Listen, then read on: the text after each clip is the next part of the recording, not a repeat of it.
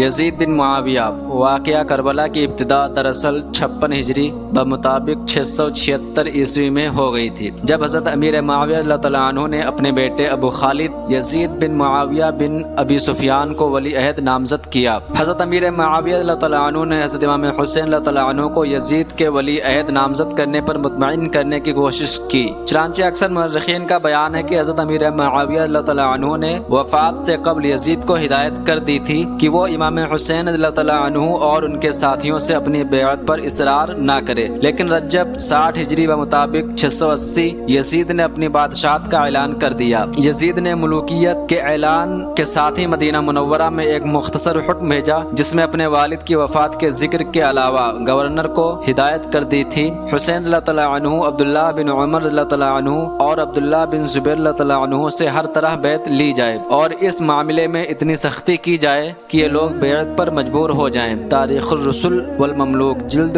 6 صفحہ 188۔ مرتضی حسین فاضل نے الطبری، ابن الاسیر، ابو حنیفہ الدینوری اور محمد بن سعید کے حوالے سے اپنی تحقیق میں لکھا ہے، ولید بن عتبہ بن ابی سفیان مدینہ کا گورنر تھا، اس نے قاصد بھیجا تو حضرت امام حسین اللہ تعالیٰ عنہ قاصد کا مطلب سمجھ گئے۔ آپ رضی اللہ تعالیٰ عنہ نے اپنے اجزاء و اقارب کو طلب فرمایا اور انہیں مسلح ہو کر چلنے کا حکم دیا اور فرمایا مجھے ولید نے ابھی طلب کیا ہے، میرا خیال ہے کہ وہ کوئی ایسا مطالبہ کرنے والا ہے جسے میں منظور نہ کر سکوں گا، لہٰذا تم لوگ دروازے پر ٹھہر جانا، اگر اثناء گفتگو میری آواز بلند ہو تو اندر آ جانا اور ولید کو روکنا۔ حضرت امام حسین اللہ تعالیٰ عنہ اندر تشریف لے گئے، وہاں ولید کے برابر سابق ولی مدینہ مروان بھی موجود تھا۔ امام حسین اللہ تعالیٰ عنہ نے فرمایا اتحاد و اتفاق بنسبت نزاع و اختلاف کے بہتر ہے، خدا تم دونوں کے تعلقات کو خوشگوار بنائے۔ اس کا کوئی جواب نہ ملا اور آپ بیٹھ گئے۔ ولید نے یزید کے خط کا مضمون سنایا، آپ رضی اللہ تعالیٰ عنہ نے فرمایا انا للہ و انا الیہ راجعون، خدا تم لوگوں کو اس مصیبت میں صبر عطا کرے۔ رہی بیعت تو شاید تم میرے ایسے شخص کی مخفی بیعت کو کافی نہ سمجھو گے، لہٰذا جب مجمع عام میں یہ مسئلہ رکھو گے تو مجھ سے مطالبہ کرنا۔ ولید نے کہا درست ہے۔ مروان نے بات کاٹی اور کہا ولید کیا غضب کرتے ہو، اگر حسین اس وقت تمہارے ہاتھ سے نکل گئے اور بیعت نہ کی تو پھر ایسا موقع نہ مل سکے گا جب تک فریقین کے بہت سے لوگ قتل نہ ہو، بہتر یہی ہے کہ انہیں گرفتار کر لو اور یہ تمہارے گھر سے جانے نہ پائیں جب تک کہ بیعت نہ کر لے یا قتل نہ کر دیے جائیں۔ یہ سن کر امام حسین اللہ تعالیٰ عنہ غضب میں آ گئے۔ دائرہ معارف اسلامیہ جلد 8 صفحہ 326۔ ولید بن عتبہ اور حضرت امام حسین اللہ تعالیٰ عنہ کی یہ ملاقات 27 رجب کو ہوئی۔ اس سے اگلے دن امام حسین اللہ تعالیٰ عنہ نے مدینہ منورہ سے مکہ مکرمہ کی راہ لی۔ آپ رضی اللہ تعالیٰ عنہ کے ہمراہ آپ کے فرزند، بھتیجے اور دیگر اہل بیت تھے۔ دری اثنا محمد بن حنیفہ نے بعض اقدامات کے لیے آپ رضی اللہ تعالیٰ عنہ کو مشورہ دیا۔ حضرت امام حسین اللہ تعالیٰ عنہ نے ان کی باتیں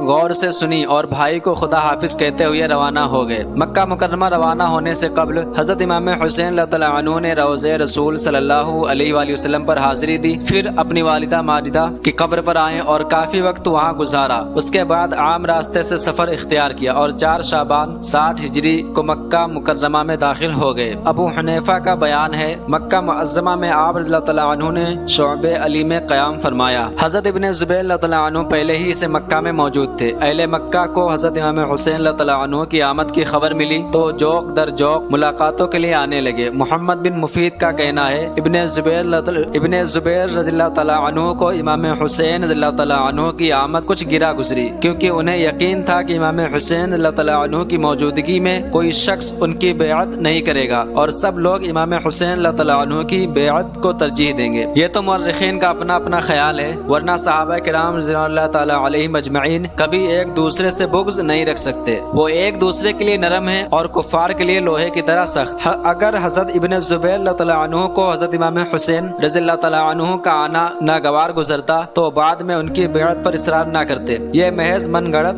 باتیں ہیں۔ مورخین کا بیان ہے کہ ادھر حضرت امام حسین اللہ تعالیٰ عنہ مکہ معظمہ میں موجود تھے، ادھر عراق میں یزید کی حکومت کے خلاف بددلی پھیل چکی تھی۔ یہ صورتحال اہل کوفہ کے لیے تکلیف دہ اور پریشان کن تھی۔ انہوں نے حضرت امام حسین اللہ تعالیٰ عنہ سے بذریعہ خطوط رابطہ قائم کیا اور انہیں اپنے ہاں تشریف لانے کی دعوت دی۔ الکلبی اور المدائنی کے حوالے سے شیخ مفید نے صراحت کی ہے، امام حسین اللہ تعالیٰ عنہ سے اہل عراق کا رابطہ بذریعہ مراسلت امام حسن اللہ تعالیٰ عنہ عنہ کے بعد امیر معاویہ رضی اللہ تعالیٰ عنہ کے عہد ہی میں ہو گیا تھا، مگر امام حسین رضی اللہ تعالیٰ عنہ نے اس عہد نامہ کی مدت تک خاموش رہنے کی ہدایت فرمائی تھی۔ اب اہل کوفہ کا مطالبہ اور وقت کی نزاکت کا تقاضا کچھ اور تھا، اس لیے آپ نے ابتدا میں مسلم بن عقیل کو عراق روانہ کیا۔ اب ہم ایک بار پھر اس سے پہلے کے واقعات پر نگاہ ڈالتے ہیں۔ حضرت امیر معاویہ رضی اللہ تعالیٰ عنہ کے انتقال کے بعد اہل شام نے تو بلا تعامل بطیب خاطر یزید کے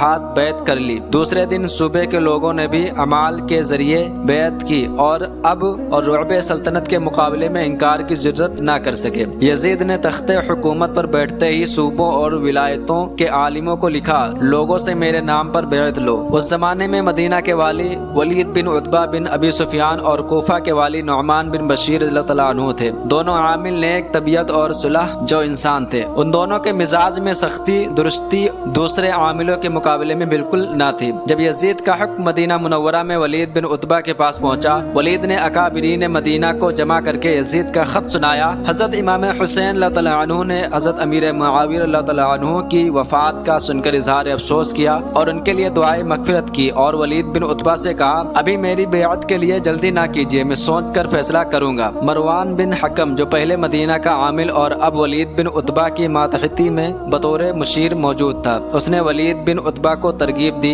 امام حسین اللہ تعالیٰ عنہ سے اسی وقت بیعت لے لی جائے اور ان کو جانے نہ دیا جائے۔ ولید بن عتبہ نے مروان کے مشورے کو قبول نہ کیا اور ان کی بیعت کو اگلے دن پر ملتوی رکھا۔ حضرت عبداللہ بن زبیر اللہ تعالیٰ عنہ ولید بن عتبہ کے پاس نہیں آئے تھے، ان کو بلوایا گیا، انہوں نے آنے سے انکار کیا اور ایک شب کی مہلت طلب کی، ان کو بھی ولید بن عتبہ نے مہلت دے دی۔ رات کو موقع پا کر حضرت عبداللہ بن زبیر اللہ تعالیٰ عنہ مع اہل و عیال مدینہ منورہ سے نکل گئے اور مدینہ منورہ کے معروف راستہ کو چھوڑ کر کسی غیر معروف راستے سے روانہ ہوئے۔ اگلے دن ان کی گرفتاری کے لیے مروان اور ولید بن عتبہ 30 آدمیوں کا دستہ لے کر نکلے، مگر کہیں سراغ نہ ملا۔ شام کو واپس آ گئے۔ یہ تمام دن چونکہ حضرت عبداللہ بن زبیر اللہ تعالیٰ عنہ کے تجسس میں گزرا، لہٰذا امام حسین اللہ تعالیٰ عنہ کی طرف کوئی توجہ نہ ہو سکی۔ اس دوسری شب میں حضرت امام حسین اللہ تعالیٰ عنہ بھی موقع پا کر مدینہ منورہ سے مع اہل و عیال روانہ ہو گئے۔ صبح ان کی روانگی کا حال معلوم ہوا تو ولید بن عتبہ نے کہا میں امام حسین اللہ تعالیٰ عنہ کا تعاقب نہ کروں گا،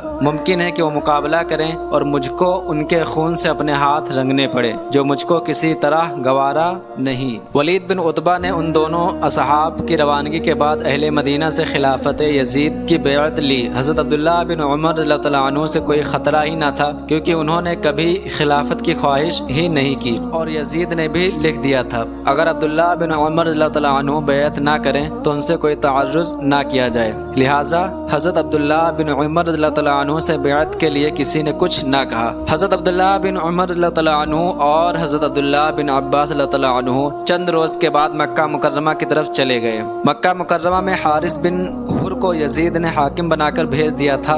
حضرت عبداللہ بن زبیر اللہ تعالیٰ عنہ اور حضرت امام حسین اللہ تعالیٰ عنہ دونوں مکہ میں ساتھ ہی داخل ہوئے۔ ان کو دیکھتے ہی عبداللہ بن صفوان بن امیہ نے جو شرفائے مکہ میں سے تھے ان کے ہاتھ پر بیعت کی، پھر اس کے بعد مکہ کے 2000 آدمیوں نے جو شرفائے عمائدین شمار ہوتے تھے حضرت عبداللہ بن زبیر اللہ تعالیٰ عنہ کے ہاتھ پر بیعت کر لی۔ حضرت عبداللہ بن زبیر اللہ تعالیٰ عنہ نے حارث بن حر کو گرفتار کر کے قید کر دیا اور مکہ کی حکومت اپنے ہاتھ میں لے لی۔ حضرت امام حسین اللہ تعالیٰ عنہ بھی مکہ میں موجود تھے، نہ انہوں نے حضرت عبداللہ بن زبیر اللہ تعالیٰ عنہ کے ہاتھ پر بیعت کی اور نہ ہی حضرت عبداللہ بن زبیر رضی اللہ تعالیٰ عنہ نے حضرت امام حسین اللہ تعالیٰ عنہ سے یا ان کے خاندان سے بیعت لینا چاہیے۔ اسی طرح عبداللہ بن عمر اللہ تعالیٰ عنہ اور حضرت عبداللہ بن عباس اللہ تعالیٰ عنہ مکہ میں تشریف لے آئے تو ان سے بھی حضرت عبداللہ بن زبیر اللہ تعالیٰ عنہ نے اپنی بیعت کے لیے کوئی خواہش ظاہر نہ کی۔ حضرت عبداللہ بن زبیر اللہ تعالیٰ عنہ اپنا زیادہ وقت خانہ کعبہ میں مصروف عبادت رہ کر بسر کرتے تھے۔ ان چند حضرات کے سوا تمام اہل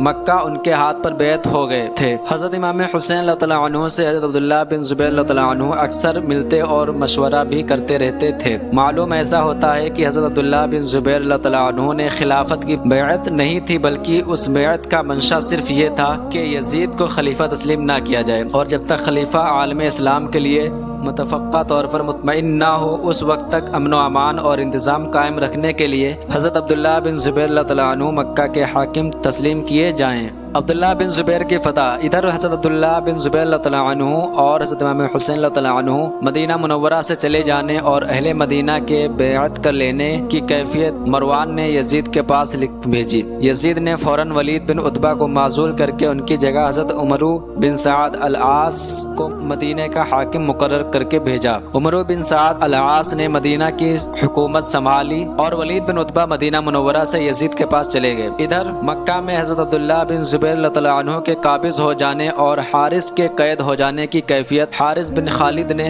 جو مکہ میں موجود تھے اور اپنے گھر سے باہر نہ نکلتے تھے لکھ کر یزید کے پاس روانہ کی۔ مکہ کی حالت سے واقف ہو کر عمرو بن سعد العاص کو لکھا، مکہ جا کر عبداللہ بن زبیر اللہ تعالیٰ عنہ کو گرفتار کرو اور زنجیر کے ساتھ میرے پاس روانہ کرو۔ عمرو بن سعد العاص نے ایک زبردست فوج مکہ کی جانب بھیجی، وہاں لڑائی ہوئی، حضرت عبداللہ بن زبیر اللہ تعالیٰ عنہ کو فتح حاصل ہوئی اور مدینہ منورہ سے آئی ہوئی فوج کا سپہ سالار گرفتار ہو کر قید ہوا۔